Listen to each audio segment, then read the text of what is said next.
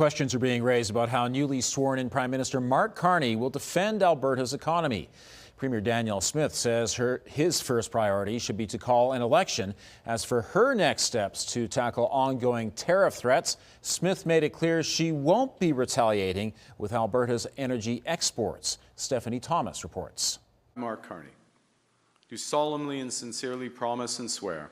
Canada's 24th Prime Minister takes the top job in Ottawa during a period of economic uncertainty driven by on and off tariffs and annexation threats from south of the border. We will never, ever, in any way, shape or form, be part of the United States. Back in Canada from an energy trip to Texas, Premier Danielle Smith says there's one specific way the new Prime Minister can best support Alberta's energy sector. We can shuffle the deck, but it's still the same foundational ideology that has been punishing to our province for the last 10 years.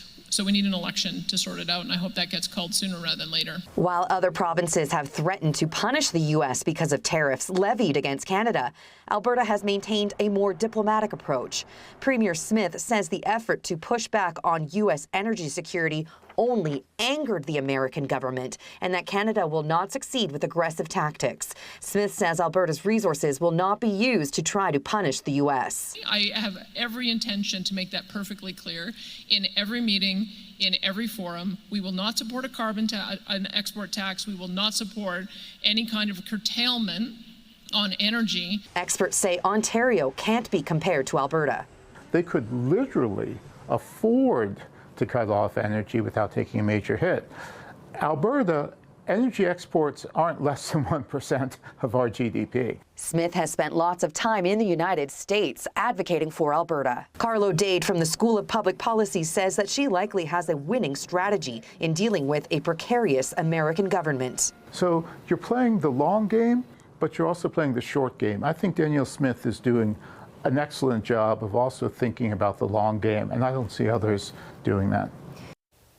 And Stephanie joins us from the newsroom. Stephanie, Smith says there are other ways to negotiate with the United States. Ian, she didn't mention specifics, only that she plans to take a measured and appropriate response.